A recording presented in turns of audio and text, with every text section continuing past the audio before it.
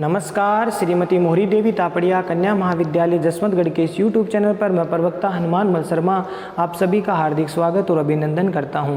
प्यारे विद्यार्थियों, आपका बीए द्वितीय वर्ष का पाठ्यक्रम में जो प्रथम प्रश्न पत्र है ऋतुकालीन काव्य, उसके अंतर्गत हम कवि सेनापति जी के पदों की व्याख्या हम कर रहे हैं। ठीक है, तो प्यारे विद्यार्थियों, पिछले वीडियो से हम जो है सेनापति जी के काफ़ी पदों की व्याख्या हम कर चुके हैं। तो इसमें आज का जो पद है वो हम श्लेष वर्णन और राम कथा दोनों को लेकर के जो है करेंगे। तो अगर मान लीजिए अगर प्यारे विद्यार्थियों ये जो पद आ जाए आपका दीर्घ प्रचंड वाला, तो इस पद में प्यारे विद्यार्थियों आपको शीर्षक में या प्रसंग में लिखना है कि प्रस्तुत पद्यांश कवि सेनापति जी द्वारा रचित राम कथा वर्णन शीर्षक से उद्धृत है। ठीक है, और अगर ये पद आ जाए तो आप लिखेंगे प्रस्तुत पद्यांश कवि सेनापति जी द्वारा रचित श्लेष वर्णन शीर्षक से उद्धृत है या फिर वर्णित है, अवतरित है।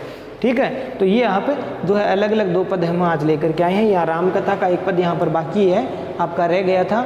ठीक है ना, आप एक पाठ्यक्रम में है, तो आज हम इनकी व्याख्या करते हैं। तो चलिए पहले हम इस पद को पढ़ करके देख लेते हैं कि दोषी सो मलिन गुणहीन कविता है जो पे कीने अरवीन परवीन कोई सुनी है, भी नहीं सिखाए सब सीखिए सुमति जो पे रस रस अनूप रस रूप या में धुनी है, कि दूषण को करी के कवित बिन भूषण को कि दूषण को करी के कवित बिन भूषण को जो करे प्रसिद्ध ये सो कौन सुर मुनि है, कि राम रचत सेनापति चरचत दो कवित रचत याते पद चुनी चुनी है, कि राम रचत सेनापति चरचत दो कवित रचत याते पद चुनी चुनी है। तो प्यारे विद्यार्थी, ये तो था छंद का वाचन, और ये जो छंद है वो कवित छंद है और ब्रज भाषा का प्रयोग इसमें किया गया है। तो ये आप विशेष वाले बिंदु में लिख देंगे। चलिए पहले हम पदों की व्याख्या करते हैं, इनके शब्दार्थ को देख लेते हैं। दोष का मतलब दोषों से,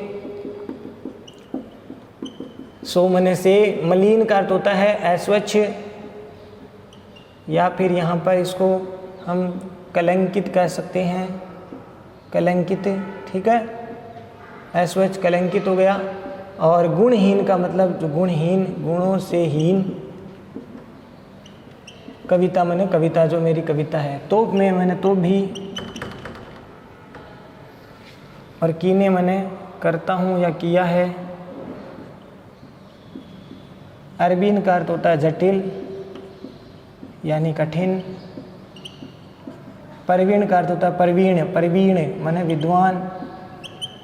ठीक है, परवीण विद्वान, जैसे वीणा बजाने में जो निपुण होता है उसको वैसे परवीण कहा जाता है, यानी विद्वान। कोई सुनी मैंने कोई भी सुन करके। बिन मैंने बिना। ही सिखाए मैंने सिखाने पर। सब सीखिए मैंने सीख जाते हैं। सुमति मैंने अच्छी बुद्धि वाले, अच्छी मति वाले, बुद्धि वाले, जो बुद्धिमान है। जो पे मैंने तो भी जो है, जो पे मैंने जो है यानी जो भी। सरस मैंने रसपूर्ण, सरसता। अनूप, अनुपम का अर्थ हो गया अनूप मैंने अनुपम, अनुपमता। रस रूप मैंने रस हुए, रूप, शोभा युक्त। यामे का अर्थ होता है इसमें या इनमें। धुनी मैंने ध्वनि। दूषण, दूषण मैंने दोष को करके। ठीक है ना, दोषों को करके भी, करके। और कवित, बिन मैंने बिना, कवित मैंने कविता।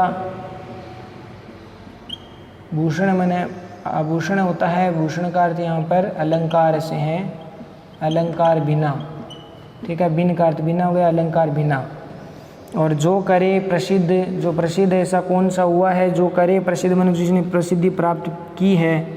जो करे प्रसिद्ध मैंने जिन्होंने किया है ऐसा कार्य वो कभी भी प्रसिद्ध नहीं हो पाए। सो कौन सुर मुनि है, सुर मैंने देवता और मुनि मैंने मुनि। ठीक है, तो देवता वह जो श्रेष्ठ ऋषि मुनि हैं, ऋषि मुनि हैं। और रामे माने श्री राम। अर्चत का अर्थ होता है पूजा, आराधना, अर्चना, ठीक है, अर्चना। सेनापति माने सेनापति, कवि का नाम है ये, कवि। चर्चत माने चर्चा, वर्णन करते हैं। दो माने दोनों, दोनों प्रकार से चर्चा करते हैं। कवित रचत माने कविता की रचना करते हैं, काव्य की रचना करते हैं, कविता की। रचनत माने रचना, याते माने इसलिए। पद चुनी चुनी माने पदों को चुन चुन करके बड़े सावधानी से रखते हैं, चुन चुन करके। चुनी चुनी माने चुन चुन करके बड़े सावधानी से अपने पदों को मैं अपनी कविता में रखता हूँ। तो यहाँ पर प्यारे विद्यार्थियों, कवि सेनापति जी ने अपनी कविता के बारे में, चमत्कार के बारे में लिखा है कि इसमें कवि ने जो है श्लेष वर्णन है, शीर्षक से अवतरित है, और इसमें कवि ने अपनी जो कविता को निर्दोष एवं चमत्कार जो पूर्ण है वो इसमें बताने की कोशिश की है। ठीक है, सेनापति जी ये बताने की कोशिश कर रहे हैं, बता रहे हैं कि मेरी जो कविता है वो है जो अलंकारों से, क्षमा करना, चमत्कार से परिपूर्ण है और जो है निर्दोष है मेरी कविता। तो उसका वर्णन इसमें किया जा रहा है। तो कवि सेनापति जी अपनी कविता के बारे में वर्णन करते हुए कहते हैं कि यद्यपि जो मेरी कविता है वो दोषों से मलिन है। यद्यपि जो मेरी कविता है, इसमें किसकी बात हुई है? सेनापति अपनी कविता के बारे में कहते हैं कि मेरी कविता यद्यपि जो है दोषों से मलिन है, अस्वच्छ है, ठीक है, दोषों से मिली हुई है या दोष उसमें हो सकते हैं, तो दोषों से मलिन है, अस्वच्छ है और गुणों से हीन है मेरी कविता। तो भी गुणहीन कविता, यानी गुणों से हीन है, तो भी मैं अपनी कविता को कीने अरबीन माने जटिल नहीं बनाऊंगा, करूंगा, ठीक है ना। इसको बनाऊंगा भी लिख सकते हैं, जटिल नहीं करूंगा, ठीक है। तो भी कीने अरबीन माने मैंने इसको जटिल नहीं किया है, अर्थात मैं इसको कठिन या जटिल है वो नहीं बनाऊंगा। और प्रवीण कोई सुनी है, जो भी कोई प्रवीण यानी विद्वान व्यक्ति है वो इसको सुनकर ही समझ सकता है, यानी मेरी कविता को जो विद्वान व्यक्ति है वो उसको सुन करके ही समझ सकता है। बिन ही सिखाए सब सीखिए सुमति जो पे। यद्यपि जो मेरी कविता है वो कोई अच्छी बुद्धि वाला व्यक्ति है, अच्छी बुद्धि वाला, सुमति जो है अच्छी बुद्धि वाला, वो व्यक्ति बिना ही सिखाए सब सीखिए, यानी मेरी कविता को जो अच्छी बुद्धि वाला व्यक्ति है वो बिना सिखाए सीख सकता है, या मेरे जो कविता के जो भाव है उन भावों को ग्रहण कर सकता है, अर्थ को जो है आत्मसात ग्रहण है वो कर सकता है। जो पे तो भी मैं, या इनके ऊपर मैं सरस अनूप रस रूप या में धुनी है, यानी इसके बाद भी जो है मेरी जो कविता है उस कविता में सरसता है। सरस माने सरसता है, कविता में रस का संचार होता है। अनूप रस रूप, यानी मेरे इस कविता में अनुपमता का जो रस है या अनुपमता है, रस व रूप शोभा से युक्त है। यामे यानी इसमें, यामे शब्द यहाँ पर इसमें माने किसमें है? कविता में, यानी जो मेरी कविता है, काव्य रचना है, उसमें ध्वनि है, यानी ध्वनि का भाव भी व्यंजित होता है। तो मेरी कविता में जो है सरसता है, रस का संचार होता है, अनुपमता और रस व रूप से भरी हुई है, रस और रूप शोभा से युक्त है, और इसके साथ साथ इसमें ध्वनि भी अभिव्यंजित होती है। ध्वनि, भाव, अर्थ ग्रहण इसके अंदर है वो तो समाहित है। और दूसरे को करी के ये समस्त लोगों के दोषों का हरण करते हैं। दूसरे को करी के मैंने समस्त दोषों को हरण करके कवित बिन भूषण को जो करे प्रसिद्ध ऐसो कौन सूर मुनि है। सेनापति कवि एक तरह से प्रश्न कर रहे हैं कि इस संसार में ऐसा कौन है, कौन से ऐसे देवता और कौन से ऐसे ऋषि मुनि हुए हैं जो दोषों से युक्त कोई कविता करके और अलंकारों से रहित, ये अलंकारों के बिना, बिन भूषण को माने बिना अलंकारों के अपनी कविता की रचना करके और दोषों से युक्त रचना करके, जिस कविता में दोष हो और जिस कविता में अलंकार नहीं हो या अलंकारों के से रहित जो कविता है वो करके इस संसार में से कौन देवता और मुनि जो है प्रसिद्ध हुए हैं। हैं। भला इस संसार में ऐसा कौन देवता, कौन से देवता और कौन से ऋषि मुनि है जो अपनी कविता में निर्दोष दोषों से युक्त कविता रचना करते हो और साथ ही साथ उसमें अलंकार से रहित जो रचना है वो करते हैं। और ऐसी रचना करके इस संसार में भला कौन है जो प्रसिद्धि को प्राप्त करता है? अर्थात कोई भी है वो प्रसिद्धि को प्राप्त नहीं कर सकता, क्योंकि सर्वश्रेष्ठ कविता वही है जिसमें दोष नहीं हो, जो कविता निर्दोष हो और जिसमें अलंकार जो है अलंकारों से युक्त हो, वही रचना है वो इस संसार में प्रसिद्धि का कारण बनती है। तो इस प्रकार से यहाँ पर एक तरह से सेनापति जी है प्रश्न के साथ उत्तर भी दे रहे हैं। कहने का तात्पर्य है कि इसमें बताना आक्षेप कर रहे हैं कि इस संसार में ऐसा कोई भी नहीं है जो अपनी कविता में दोष है वो दोषों से युक्त जिसकी कविता हो, अलंकारों से रहित कविता हो और फिर ऐसी कविता की रचना करके संसार में प्रसिद्ध हुआ हो। रामे अर्चत सेनापति चर्चत दो, जबकि सेनापति कवि कहते हैं कि मैंने ये कार्य, दोनों प्रकार के कार्य मैंने किए हैं, अर्थात मैंने अपने काव्य रचना में राम की पूजा भी की है। रामे अर्चत मैंने राम की मैंने पूजा भी की है, अर्चना भी की है, साथ ही साथ चर्चत दो मैंने दोनों की चर्चा की है। चर्चत दो मैंने दोनों की कविता की भी चर्चा की है, अपने कविता के जो भाव है उनकी भी चर्चा की है, साथ ही साथ मैंने श्री राम की आराधना या पूजा है वो भी इसमें की है। कविता रचत याते पद चुनी चुनी, इसीलिए मेरी कविता की जो रचना है, रचना करते समय मैं इस बात का ध्यान रखता हूँ, बड़ी सावधानी से मैं कविता की रचना करता हूँ कि कविता रचत याते पद चुनी चुनी, इसीलिए मेरी कविता में जो पद है वो चुन चुन करके मैंने इसमें रचित किए हैं, या चुन चुन के कविता जो शब्द है या जो पद है उनको बड़े सावधानी से चुन चुन करके मैंने कविता की रचना की है।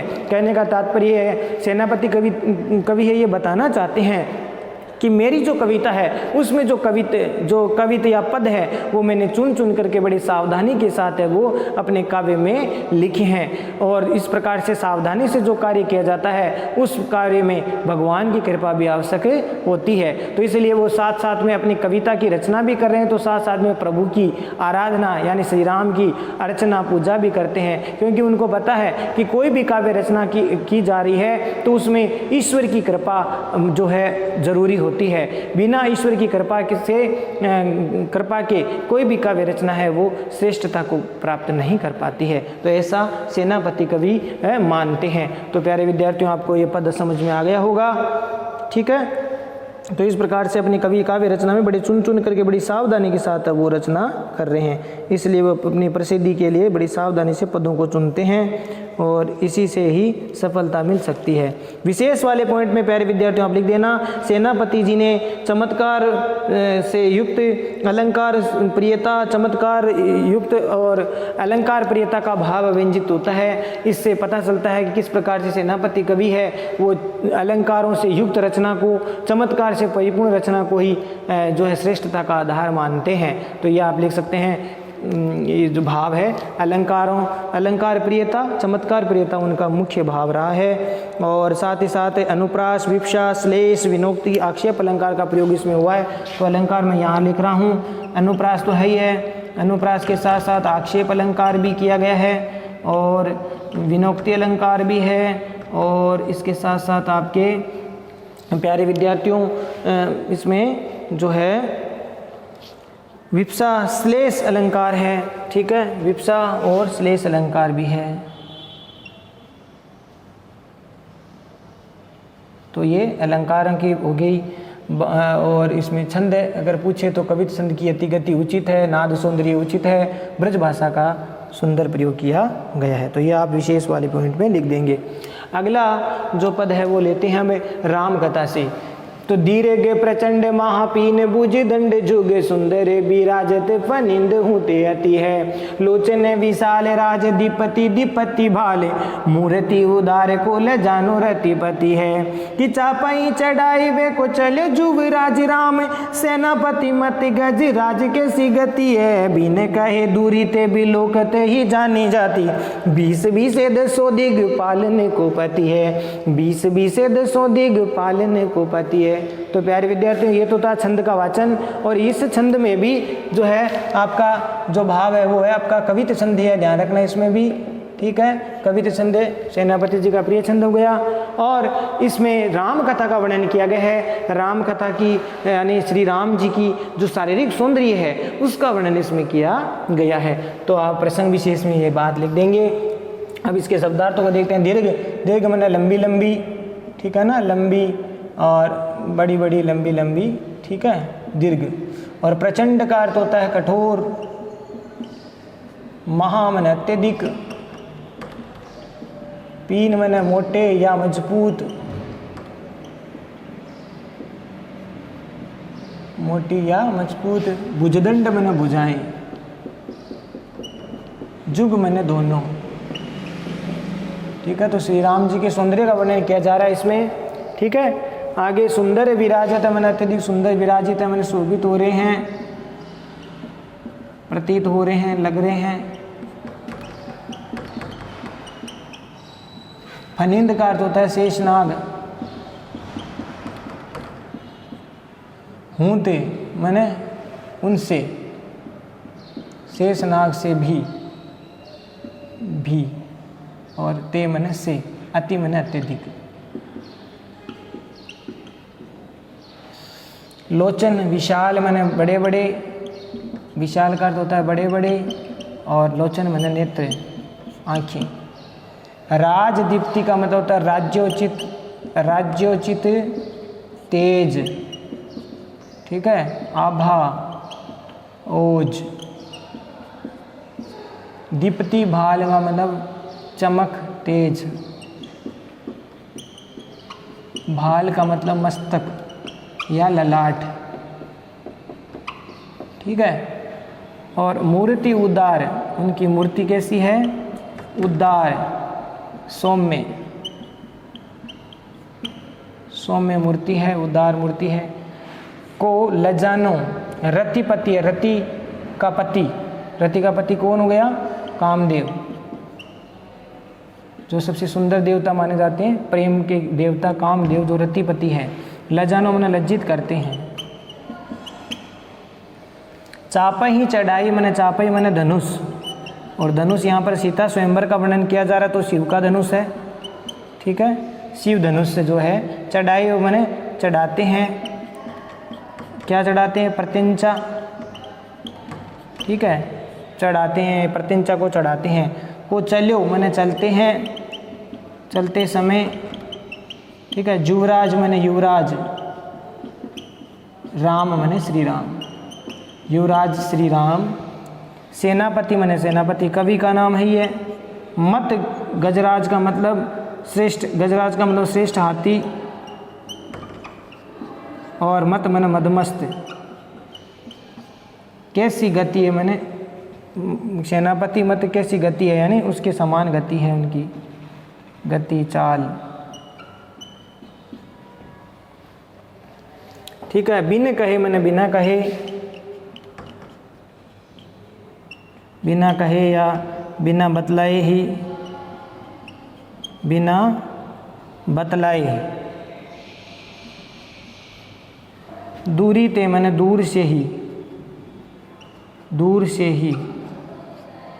बिलोकत मैंने देख करके। जानी जाती मैंने जानते हैं, जान जाते हैं, ठीक है, या ज्ञात हो जाता है, ज्ञात हो जाता है। और 20 विषय का मतलब पूर्णतया या निश्चय ही,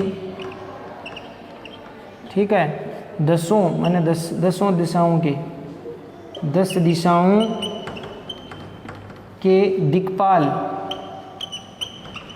दिक्पाल को पति है मैंने स्वामी है, 10 दिशाओं के क्या है वो स्वामी है।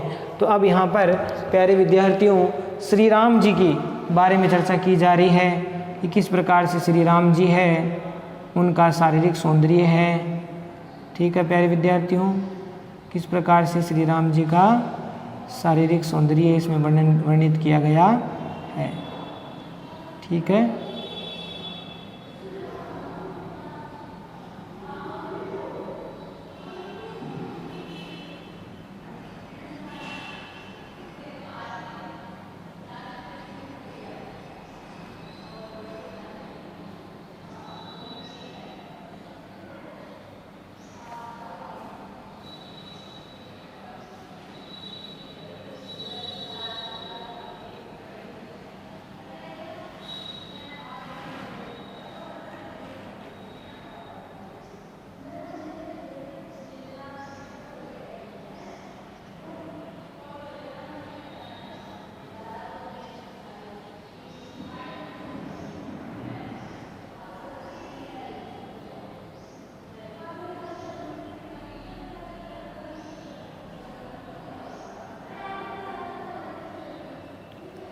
तो प्यारे विद्यार्थियों ये हम थोड़ा सा इसको देखते हैं। हम श्री राम जी का जो सौंदर्य है वो वर्णन किया गया है। तो किस प्रकार से श्री राम जी है वो उनकी जो भुजाएं हैं वो किस प्रकार से, दोनों भुजाएं श्री राम जी की दोनों भुजाएं हैं वो अत्यधिक लंबी, कठोर और बहुत ही मजबूत है। अर्थात श्री राम जी की दोनों भुजाएं बहुत लंबी लंबी और अत्यधिक कठोर मजबूत प्रतीत होती है। और सुंदर विराजत फनी उदित आती है, यानी उस समय जो उनकी दोनों भुजाएं हैं वो ऐसा लगता है जैसे कोई शेषनाग के समान सुंदर प्रतीत होते हैं। शेषनाग के समान सुंदर प्रतीत है वो हो रही है। शेषनाग से भी बढ़कर सुंदर है वो प्रतीत हो रही है। कौन? श्री राम जी की भुजाएं शेषनाग से भी अधिक सुंदर, मजबूत और जो है लंबी, कठोर प्रतीत हो रही है। तो राम के दोनों भुजाओं का वर्णन इसमें किया गया। दोनों कठोर जो भुजाएं, दोनों कठोर मजबूत बड़ी भुजाएं शेषनाग से भी बढ़कर सुंदर प्रतीत हो रही है।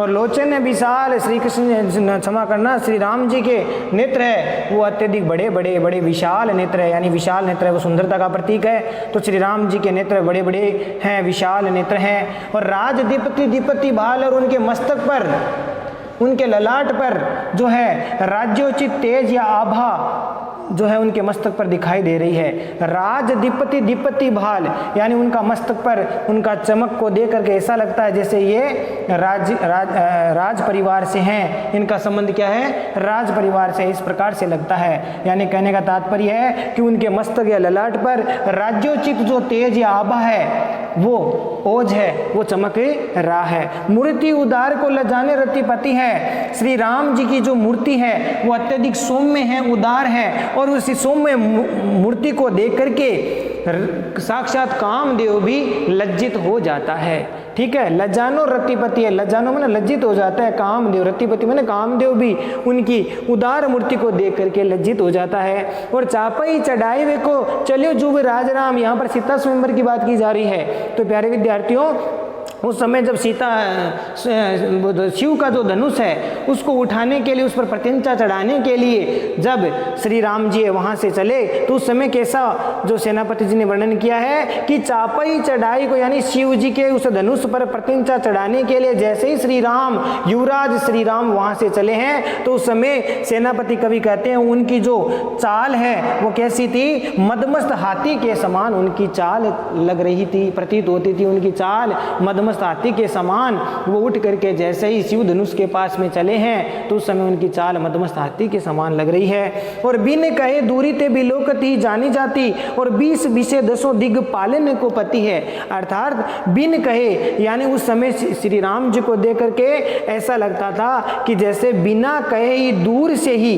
बिलोकत मैंने देख करके, जानी जाती मैंने पता चल जाता था, यानी श्री राम जी को दूर से ही देख करके पता लग जाता था कि ये निश्चय ही 20 विषय का मतलब पूर्णतया, या फिर निश्चय ही ये 10 दिशाओं के पति है, यानी स्वामी है। ये श्री राम जी निश्चय ही साक्षात 10 दिशाओं के स्वामी प्रतीत होते हैं। तो इस प्रकार से यहाँ पर प्यारे विद्यार्थियों श्री राम जी की शारीरिक सौंदर्य का वर्णन इसमें किया गया है। किस प्रकार से उनकी भुजाएं हैं, तो उनकी भुजाओं को यहाँ पर शेषनाग से उपमित किया गया है। ठीक है, और नेत्र विशाल है और तेज राज्योचित है और उदार मूर्ति इस प्रकार से है कि उनके सामने कामदेव भी लज्जित होते हैं। तो उनकी मूर्ति के लिए, सौम्यता के लिए कामदेव की उपमा दी है। ठीक है, और जो उनकी चाल है, उनकी चाल की यहाँ पर उपमा मदमस्त हाथी से दी है, और इस प्रकार से 10 दिशाओं के स्वामी है वो भी उनको कहा गया है। तो प्यारे विद्यार्थी यहाँ पर श्री राम जी की शारीरिक सौंदर्यता का वर्णन इसमें किया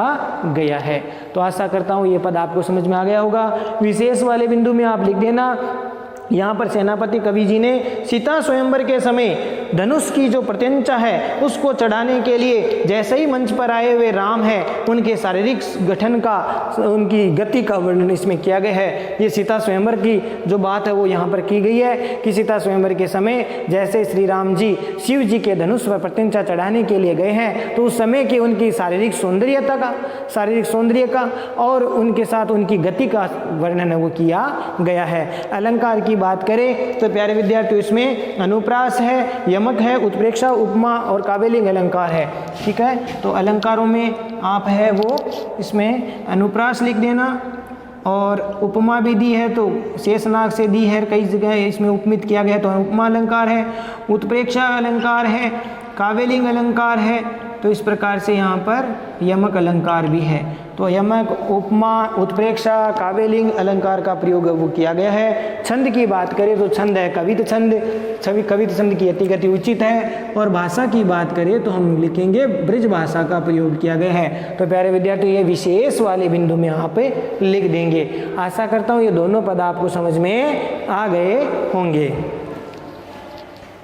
तो प्यारे विद्यार्थियों आज के लिए बस इतना ही। अगले वीडियो में हम फिर हाजिर होंगे। सेनापति जी के जो शेष रहे श्लेष वर्णन से संबंधित जो काव्य रचना है उसको लेकर के फिर हाजिर होंगे। तब तक के लिए आप जो है चैनल को लाइक, शेयर और सब्सक्राइब कीजिए। जय भारत, जय हिंदी, धन्यवाद।